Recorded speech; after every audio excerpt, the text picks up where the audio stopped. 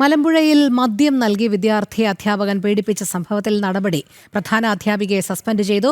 പീഡന വിവരം പോലീസിൽ അറിയിക്കുന്നതിൽ വീഴ്ച പറ്റിയെന്ന് കണ്ടെത്തൽ. പ്രതിയായ അധ്യാപകനെ പുറത്താക്കാൻ എഇഒ ശുപാർശ നൽകും. അരുൺ ആലത്തൂർ ചേരുന്നു. അരുൺ, പറയൂ, എന്തെല്ലാം നടപടികളാണ് ഇപ്പോൾ ഇതിന്മേൽ സ്വീകരിച്ചിരിക്കുന്നത്?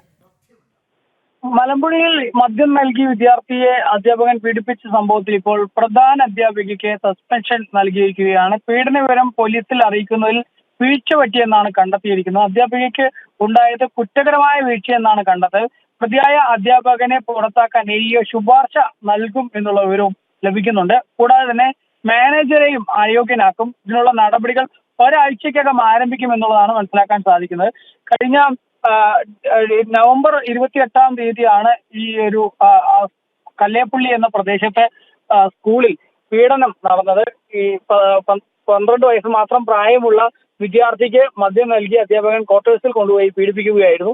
പിന്നീട് ആ വിദ്യാർത്ഥി വിവരം തന്റെ സഹപാഠികളോട് തുറന്നു പറഞ്ഞു. ആ സഹപാഠികളിലൂടെ പിന്നീട് അത് പോലീസിലേക്ക് ഉൾപ്പെടെ വിവരം എത്തുകയും ഈ അധ്യാപകനായ കൊല്ലങ്കോട് സ്വദേശി അനിലിനെ പോലീസ് അറസ്റ്റ് ചെയ്യുകയും ഒക്കെ ചെയ്തു.